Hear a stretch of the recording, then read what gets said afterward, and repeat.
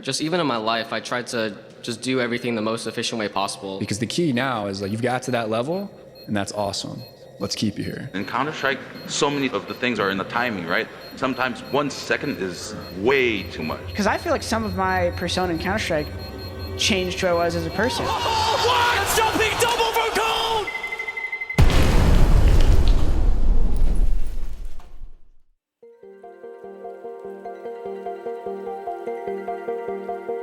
Hey guys, welcome to the first, hopefully, of many AMAs. Now, before I get into the AMA here on the DDK show, I will do some housekeeping, just keep you guys up to date in terms of what I'm doing and what to expect.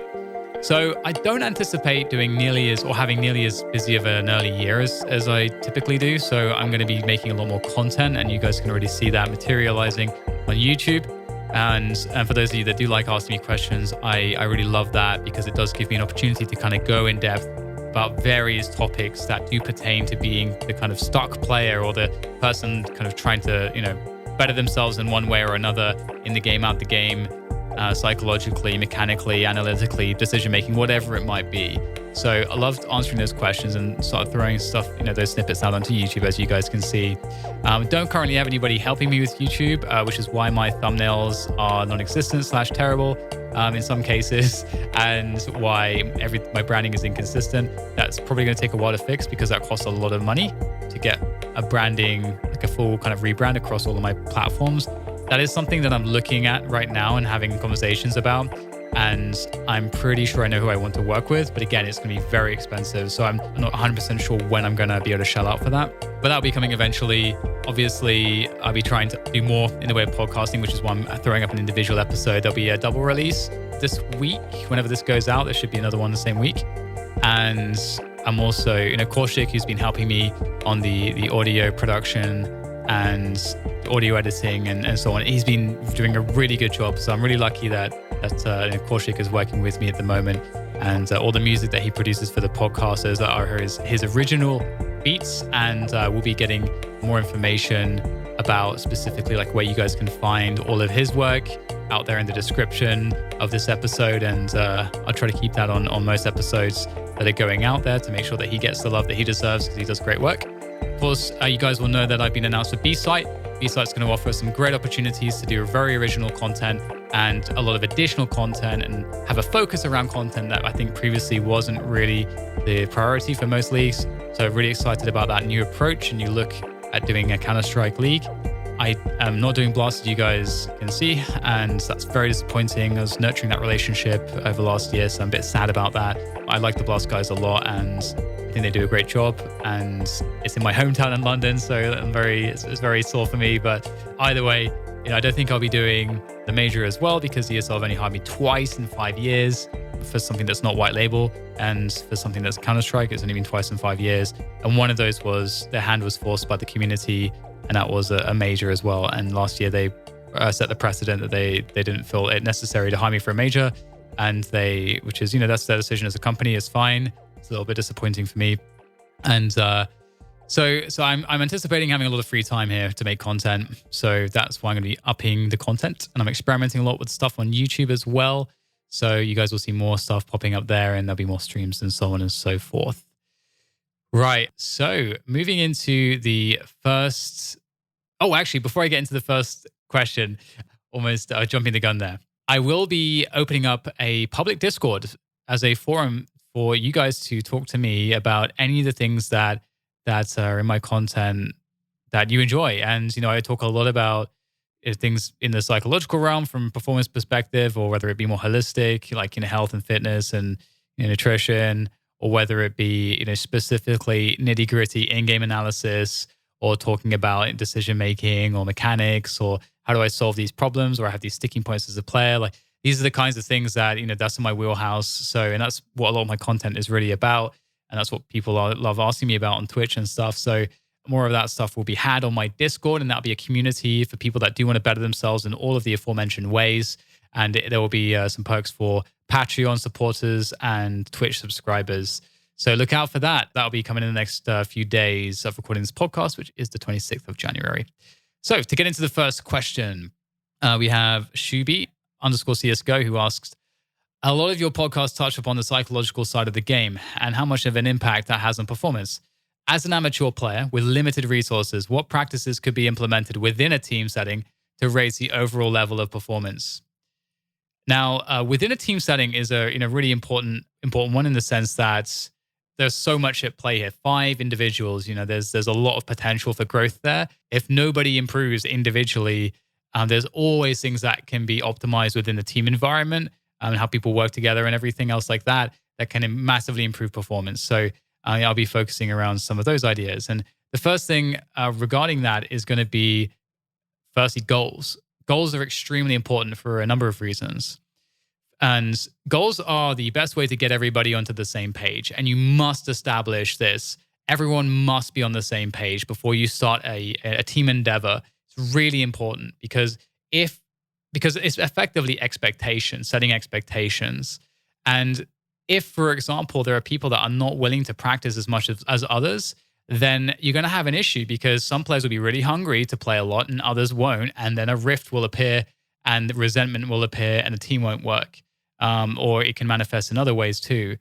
So you need to have 5 people that agree ahead of time how you're going to do this thing. And firstly, having those goals, is important in the sense that it gives everybody an expectation as to what you're working for and what it might take to get there. And you need to have a couple goals. You need to have a tangible goal that is, hard to reach, something that's realistic, but is you pushing yourself. And that's important because obviously setting a goal to something you can already do doesn't really make sense. So you want to set a goal to top your division or get to a placement. Let's say you just went up a division in your league. You want to get to a placement that is realistic and a significant sign of improvement, but don't necessarily say we want to win this league if you really are the punching bag of the league right now. That's not a realistic expectation. What is the next big step up? Maybe that can be the goal that everybody's working towards, and now that's going to give you a really good sense of the specifics to what you need to how you need to plan to achieve that goal. Now the next one is a goal of let's say you want to be a top 20 player / team in the world. That's a bigger goal. You want a bigger goal that we can effectively call a vision, your vision. And that's really important because it plants the seed that you identify as somebody that's going to achieve that thing. And that's really important because any setbacks or successes you have along the way to that thing won't be that significant because you're married to achieving that vision. So if you have a lot of success, it's not going to be enough because it's not enough until you hit that vision. Sure, you can enjoy it and be satisfied by it, but there's always this next goal because it's always about closing the distance to the vision. And the same thing with setbacks. If you have setbacks, it's the same kind of a thing. It's like, okay, well, I didn't kind of plan correctly and execute correctly to achieve this small goal, to achieve my vision, but that is my vision. That's what I'm going to achieve. So now I have to re-strategize. And it can be kind of an important thing in terms of the inner narrative of how you look at yourself and identify as a player. So that's the first. Get on the same page as a team, talk about your goals, and then set the criteria of how you're going to meet those goals, time investment and everything else. Like X amount of demos watched per week, like whatever it is that you think is necessary to achieve that, get that expectation out there, make sure everyone's on board with it. If somebody is not pulling their weight, if someone is not able to hang with that, then you need to have a serious conversation with them and be on the lookout already for people that can actually do those things, that are actually hungry enough to do those things. Very important. Okay, so communication is the next one. Communication is extremely important, and I honestly just almost every team has problems with it. It feels like, and it's very important to understand that communication is a bunch of different things. So firstly, I'm talking about, the interpersonal relationships of the team, like how you manage to have, let's say the conversation I was mentioning before, like someone's not, pulling their weight, or someone's making mistakes, or you have a player in the team that's lying about, this or that, or, whatever it might be, and you need to have a serious word with them. You have to understand how to communicate with certain people. And you have to be willing to do this because if you're willing to win, then you should be willing to learn any skill necessary to get there. And you should be willing to swallow your pride if that's necessary to get there. And so sometimes people need to be communicated in a way which maybe you think is a little bit like weird or crazy. But if you value that person enough to want to keep them on the team and have their skill sets on the team, then you have to find a way to make it work. So the way in which you do that is find out, is this person someone that gets defensive easily? Is this person somebody that needs to have an indirect conversation? Is this person someone that needs one-on-one attention? Is this person someone that will react badly if they're called out in a team setting, and so on and so forth? You just have to figure out how people work. And you can even have the conversation with someone and say, look, I just be completely direct and be like, hey, like my interest is winning and my interest is winning with you. And I want to make that work. You can get that out there right, like immediately if necessary. And you can then go into what is the issue. And, again, blame doesn't need to be assigned. Insults do not need to be assigned. The only thing that needs to be assigned is, I want to work with you. What will it take to communicate with you better? What do you need on the team? What would get you more interested in this or that? Like, just have those honest dialogues as well. Like, it's extremely important to be able to do those kinds of things. It is definitely something whereby like you have to be more of that kind of captain type person to perhaps want to even be aware of these things in the first place. But if you can do that, you can really help to force your vision, because ultimately what's very difficult is if you're just a player that's just kind of drifting from team to team and you don't take any agency on the team, you don't try to better the teams that you're on, you're just a cog in the machine, as opposed to trying to have a bigger approach, let's say. So those are two really important things to think about that are absolutely free. I think the third thing would be studying the game in terms of something that is free, that doesn't require any resources, and having team sessions where you study demos together, and having team sessions where you discuss the game together and you talk about theory. And you can do it in all kinds of different ways. It could be the case that once a week you say, okay, I want everybody to like right now, our focus, one of our goals is we want to improve our map pool, and we've selected that overpass is an issue. Okay, so next Friday, I want everybody to be able to present a video or like a small bit of theory on overpass, or something that they think that we can do better, or pick something out from a pro match, or maybe from some educational YouTuber who's uploaded something. Maybe it's my channel, or maybe it's somebody else's, and just like really try to get involved in the theory sense of things. Now, I've had a team before where this was difficult, and one of the ways that I was able to do it is I started just because I knew how to get value out of demos, but these other people didn't. So because they didn't know how to get the value from the demos, they didn't see it as something that they could enjoy. Because generally, if someone really is hungry to win, if you show them how they can win, they will immediately see value and it will immediately be important to them. So a lot of the reasons people don't watch demos is because they don't know how to get valuable information out of the demos. So if you can achieve that, then you're going to motivate your teammates inherently to do so. And I used to do it by just kind of being like, okay, I'm going to watch your demo. So I'm going to watch 10 rounds of your demo, then 10 rounds of another person, and 10 rounds of another person. That could be a way that you could achieve that. And then once you're doing that, it's like, hey, do you want to watch your demo with me? And you're kind of appealing to most people's sense of, of narcissism to a certain extent, where they want to see like what you think about their play and everything like that. So that's another way to do it. So those are three things that are free that can help you to make some gains with your team. This is a pretty long answer, but I hope that was helpful in some way. Okay, so next question. How would you approach the dilemma that is a player's stats are inflated due to his teammates being bad and them setting him up, or a player's stats are inflated due to his teammates being good and winning everything?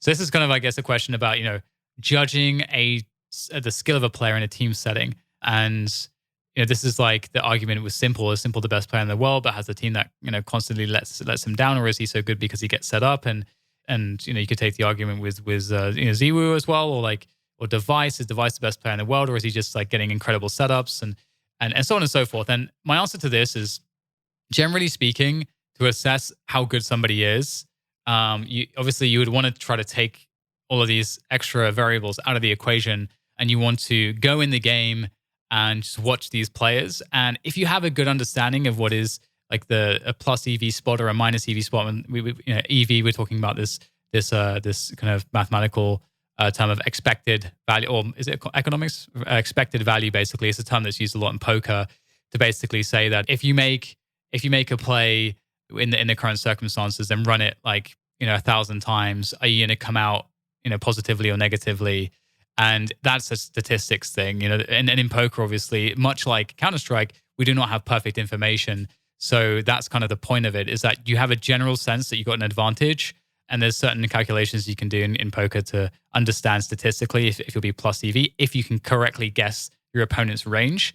And a range means that you only have to be accurate insofar as the range is wide or narrow. But anyway, in Counter-Strike, we can do a similar thing. If you watch enough Counter-Strike, you can understand various positions to have certain advantage or disadvantage. And we can do that because we understand geometric advantage. We understand stuff like right eye and left eye. We understand timings. We understand weapons. We understand the health and armor that guy might have, the teammates he might have. Did he get, does he have utility? Like there's all kinds of different elements that we can start to understand. This is a really good spot. This is a really bad spot. This is kind of a even spot, and so on and so forth. And then there's always the consideration that a player might be making a play based off of an expectation they have in the vacuum of that match, an expectation of their opponent's decision making. So if you're able to be a good analyst, you should be able to go into a demo of these players, let's say Zaiwu or something like that, as I have been on his POVs recently and uploading this to YouTube. And if you watch loads of demos of these players, you can start to understand actually this player is of this level. He's playing the top 8 team level, elite level of Counter-Strike. The general expectation is that from the particular spot that he's in, that he's going to come out ahead. Okay, how often is it that the case that this player is coming out ahead? Okay, well, this player is Zaiwu, so he's always coming out ahead.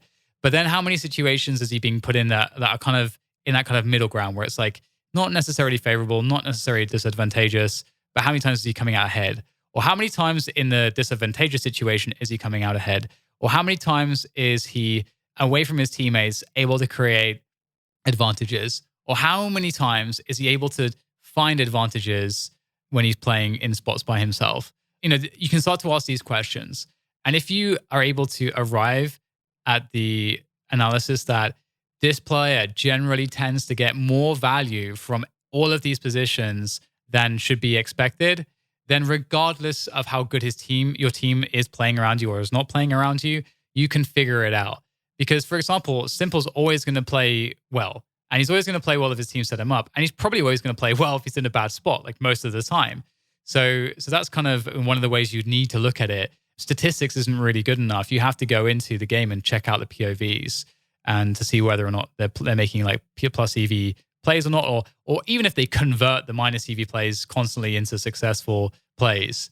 So that's kind of how you have to approach it. So it requires a level of effort and analysis that most people are not willing to do because it's so time consuming. And we can kind of make a good enough guess that Simple is one of the best players in the world, that Device is one of the best players in the world. Like we can kind of make good enough of a guess. We don't have to get the level of precision by going into countless amounts of demos and studying them in the way that I suggested. How actively do you follow Quake Esports and any other esports that you watch besides CS and Quake? So I don't really watch anything except CS at the moment. I used to watch a lot of Quake, obviously. I used to cast it and I used to play it professionally. And then I used to watch a lot of StarCraft. Back in the days, I used to watch a lot of Warcraft. And I used to watch a lot of fighting games in like the 2010 to 2015 period. And I was playing a lot too. But right now, it's just mostly Counter-Strike. And Isfan, who asked this question, also said he'd like to see me be a desk host. And I would definitely be interested in doing that. So I think in Counter-Strike, that would be a lot of fun. And I've only ever done that once. Jason Baker, Alchemist, asked, what are your top 3 movies? I really struggle with these questions because I think I don't know if you have to be a movie buff to answer these questions or not.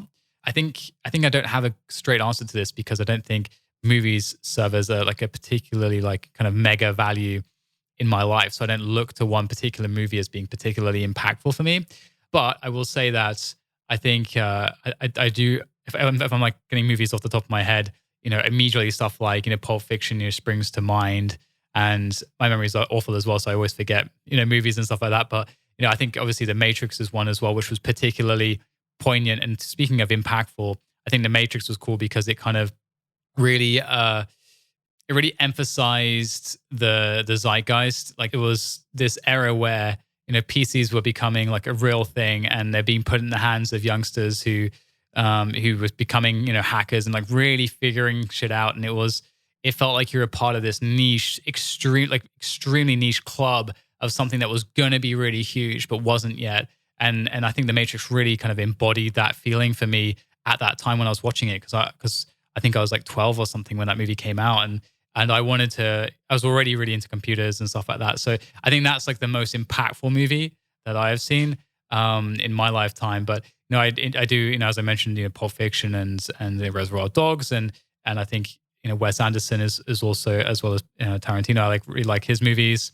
I do like surreal stuff sometimes. Darren Aronofsky is another director and writer that I do enjoy the movies of as well. He's got some really interesting movies. But yeah, I don't know what else to say on the movie front. So probably a lackluster answer. But anyways, let's see. Next question. Popeye's chicken sandwich or Chick-fil-A? I don't think I've had Popeye's chicken sandwich, but Chick-fil-A is pretty excellent. So I'll go for Chick-fil-A. What is the most important thing for the growth of viewership in esports? The most important thing for growth in viewership for esports. That's definitely a difficult one. I'd say the most important thing is just people starting to invest more in the products that they are watching. I think we are entering this stage whereby getting by on just ad revenue models is difficult to kind of grow things. We're already this is very much a part of the zeitgeist now. And a lot of discussion has been made around this in the leagues and everything that's been happening, that we have a lot of issues in terms of making teams profitable, making leagues profitable. And that in the long term is going to be really harmful if all of the investment, that 5 to 10 year period that the venture capital kind of investors were, that period comes to an end. Let's say we're going to be in a spot where investment will be driven elsewhere, most likely. So that's a little bit scary. So we do there is a timer on that. We do have to figure it out. So hopefully, as more products come through and people like leagues and teams and so on are able to activate better, and they're able to provide more value, and there'll be more options for paying for content. Hopefully that's something that will change so that there's more support there and we can kind of monetize things. Because if we're able to do that, there will be more investment. There'll be, if you can show growth in that way, there will be a better return of interest from potential investors, and it won't be as much of a case of, oh shit, this is just a complete money sink. We're going to look to invest elsewhere, but instead investment will continue. Was there a point between Quake and before you were a commentator when you wanted to become a CS pro? So I was always a Quaker in terms of the game I played at a high level. I played a lot of 1.6, and I was in some elite mix channels actually, and I was really, really good in 1.6 in that era. But I was never I was always just mixing with top players. I was never actually I say top players, it was mostly like semi-pros. But in 1.6, there was obviously a huge pool of semi-pros because there wasn't enough money in 1.6 to have teams that could send people to events. So that was actually a huge issue in 1.6. There were so many good players, but they just didn't have a home that could send them to events. But anyway, I played a lot of CS, but I never considered going pro in it simply because I was so good in Quake, and that was really my first love and focus. So, but I do love competing in pretty much any game. So it doesn't really matter the game. If I can get a team, I can compete. If I have the time as well, I'll do it. Favorite match you casted? It's probably the Boston Major. That was just such an iconic game. I think it's an easy answer there. Have you ever recorded a podcast and not released it? I've had podcasts. Oh man, I had a podcast with DK that all the files got corrupted, and that was really disappointing, and I couldn't release that one. I've had it before where I've had to cut off some parts because my recorder died or because of other technical issues. But generally these days, I've learned so much about not fucking it up that it doesn't tend to happen anymore. So that, in terms of technical issues, but recording and not releasing, that hasn't quite so much happened if it's not relating to a technical issue. How is your hair so damn good? I don't know, man. I don't know if it's my Indian or French genes or what it is, but I have really thick wavy hair. I don't know. That said, it's really hard to find someone that can actually cut it. It's extremely difficult to find a good barber. I had an amazing barber in London, but since moving to LA, cannot find someone that is good enough. I feel I have one guy who's pretty good, but he's not a barber. And I really want a really top level barber like I had in London. That was really good. Who are the players you think amateurs should watch? Generally speaking, the majority of pro players do a lot of things that are correct and have a good sense for the micro situations in terms of playing certain spots. So if you look at not just not the overall of how a player plays, but if you're taking, let's say, someone who anchors a certain bomb site and you're I want to take the best from this guy, it's pretty easy to do that. And a lot of the, as I say, a lot of the pros do a lot right. But I think someone, if you're looking for anchors, I think Rops is really great right now. Mechanically, of course, he's amazing, but his decision making is very consistent. Ziwu as well, who I'm doing the POV analysis of, is actually quite good to watch, because if you guys watch the POV analysis that I'm doing and I've uploaded so far, and there'll be more of him, he looks very consistent in the way that he's playing. Like he's playing with his team and making very safe and consistent choices that's backed up by, if shit does get crazy, he's obviously a mad, incredible, awesome, superhuman level Counter-Strike player. So he can rise to that situation. But that's not where he's trying to put himself. And you shouldn't. You shouldn't try to put yourself in the crazy situations. You should put yourself in the positions to win and have the most advantage at all times. And that's kind of what he does. So Z was actually pretty good from what I've seen so far in the demos I've watched. If you're an AWPer. So other person to watch, obviously, Zipex is great. Another AWPer device is also great for similar reasons as to, why I mentioned Ziwu. I think somebody like Flush is really interesting because he has a really good level of game sense. And so understanding players who have really high levels of game sense can really give you a lot of additional insights into how to play certain positions in the mid round specifically, because they understand rotations very, very, very, very intrinsically. Okay. What do you think is the most impactful gameplay change in the entirety of CSGO's history? Oh, that's an interesting one, because there's been so many like very broken weapons. So I'm going to pick something that's not outrageous, or try to. I think one really huge gameplay change was increasing the time, actually. And at the time, I was pretty disappointed with it because they made it consistent with matchmaking, I think. The amount of timing around, but not the bomb timer stayed the same, but which is longer in matchmaking. But yeah, it feels like that was a really big change. There's been so many small ones that small changes that were pretty impactful as well, like the way that spraying was changed, or bursting, and then you have all the broken pistols that changed as well. I think in terms of the gunplay, obviously the Krieg is still really good, but the guns are in a pretty good place. I mean, the crouch peeking for the AWP was enormous. That probably has to take the cake, because the moving crouch speed was just created these really, really mad levels of AWP skill that was possible through that mechanic and the AWP is already such a strong weapon that kind of stuff would really change the game. And obviously, Kenny S effectively made his legacy on that, and it's very sad when it was taken away. All right, Daryl asks, which now defunct and active team would you love to see play in today's CSGO landscape? Who do you think would have the biggest impact? That's a difficult one. Because it feels like teams kind of come and go through the eras as is necessary. I mean, because we've seen reboots essentially, and a lot of the reboots kind of not working. So I think that's kind of hard. I think actually we're actually kind of getting that with Dig coming back, like having the original NIP lineup. So I'm gonna pick them also, just because of the extra interesting factor that actually they're going to be playing. Obviously, we don't have Fifth Lauren in the playing chair, but he'll be in the coaching chair instead.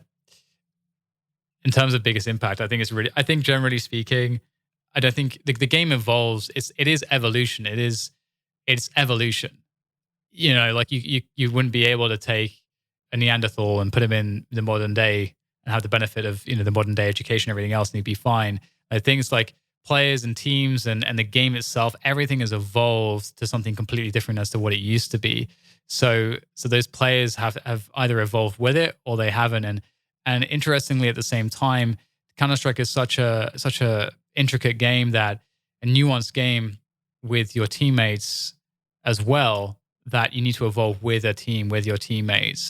That's a pretty big aspect to it as well. So we've seen what happens when you get multiple players that are really good on a team that don't have the same idea as to how to play the game. That's a really, really big problem. And for a lot of players, learning how to play the game is something that they have to learn through a lot of hours, and it's more difficult for some to kind of just switch and be like, oh, this is how you play the game now.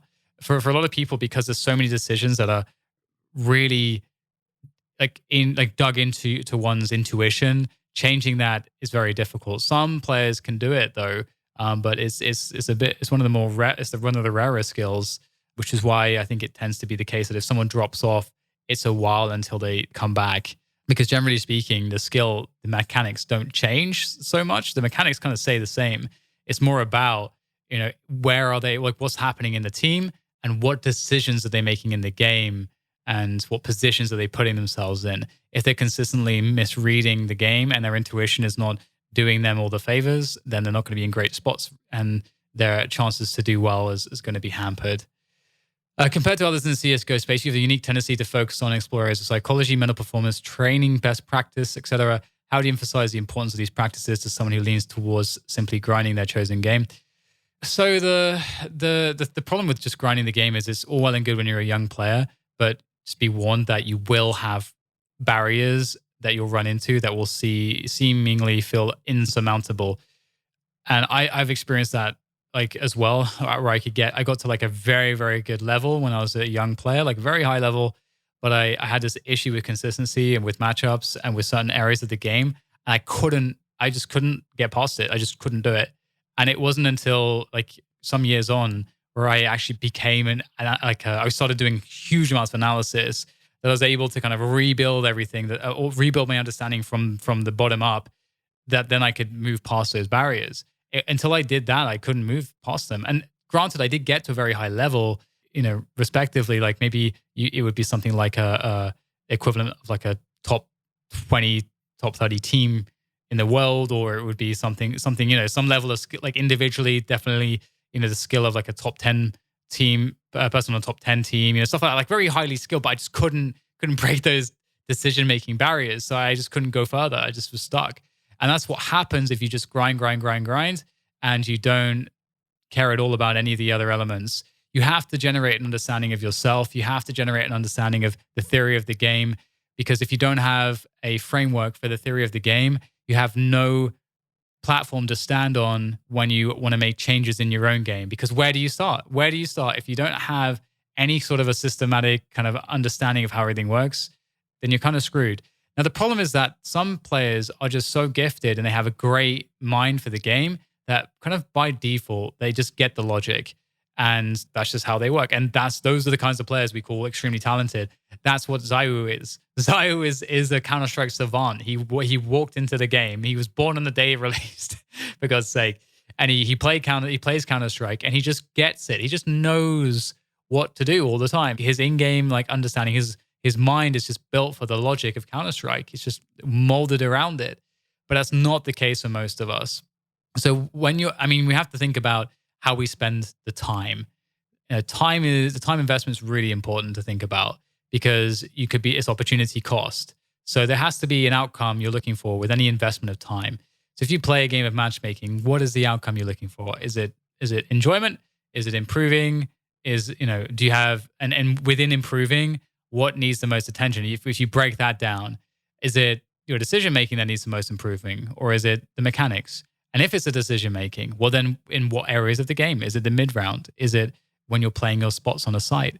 Or when we're talking about improving, it could be also there could be like emotional leaks. There could emotional and also rational leaks. There could be leaks in terms of how you deal with your teammates. Like there's so many different ways to break it down. The objectives that you could possibly have any single time you play the game, that it's pretty valuable to always have an understanding week to week. These are where my game is weak, and this is what I want to understand. And one of the important things to think about too is that as human beings, we can't hold a lot of information in our head at once. This is why journaling is extremely important. And for those of you that listen to the Jared's podcast, and if you haven't, you should. He's one of the most elite sports psychologists in the world. He's, as far as I'm concerned, he's one of the absolute best authorities of anybody that you could speak to, especially when it comes to esports, given that he's coached people at a very high level in multiple disciplines. Finance is one of them, as well as poker, as well as golf, as well as esports. The guy is very well accomplished. And he also says, you got to write shit down. It's because our brains don't store things very well. If you run into a problem, you got to write it down. Your emotions will get the better of you, and your emotions will not guide you in terms of how you should improve. Just because you have a good emotional feedback from something does not mean that it's helping you whatsoever. But the problem is, going back to the question again, if we grind the game and we're only caring about grinding, putting the hours in, our success feedback or like our guiding feedback of which direction to move towards and which behaviors to cement is usually led emotionally. I had a good game. Well, how does that emotional feedback even happen? And this is a problem because if we don't think about it in depth enough, we don't even understand our own metrics. Like, what is the success metric? What actually makes us feel good? If you work with the default, then you already have this huge issue because the default success metrics don't make sense. It's just as much as like the default movement binds don't make sense. Everyone, they harp on at me about using WASD. That's so weird. But WASD was a default that was created 20 years ago. And so you're most people are using defaults so they're default setups that are older than them. And they don't think about, well, what do I actually need to use the keyboard? Like, what am I actually doing with the keyboard? Well, in reality, what I want is I want to have, I need to always be able to move because I could be in a fight situation at any point. I need to be able to counter strafe and move in any direction at any point in time. And I need to be able to hit a gun bind. And I need to be able to hit the drop gun bind or the crouch button or the walk button. I need to be able to do all these things seamlessly without hurting my ability to move or to put out a grenade at the same time as moving or to press push to talk. Like, you have to do that. And to do that the best way possible, you have to move things inwards on the keyboard. So you give your fingers more ability to have more comfortable solutions to this problem. There's a problem there. And but people don't look at it and think that there's a problem there. So it's exactly the same in that sense. Don't think that the defaults make sense. Question all of it. And I just really went into a tangent on this one. It's a huge question, really, because that is really the root of the biggest mistakes people make. And usually, after someone's been grinding for a long time and they run into a wall, that's when they're going to talk to me about it and be like, I'm having these problems, and it's usually going to come from that. So, but at the same time, I get it because you have to put the hours in to begin with to get your mechanics up. So. What would you say the most productive mistake of your career has been? Ooh, that's a really cool question. Daniel's killing it with these last 3 questions. So, the most productive mistake of my career. That's such an interesting question because of the use of the word mistake. I don't think I've knowingly made a mistake. And I'm just trying to think of what mistake might even necessarily be. In my career, I was really having to rack my brains on this one. I feel like I haven't necessarily made any mistakes because, generally speaking, I've always acted I've acted in the best way possible in terms of the information I had at the time. I have made mistakes which have been negative that I've had to correct later on and learn from, and a lot of that has been more in the being more industrious and business minded and understanding, how to represent myself and understanding my own value and stuff, and that's.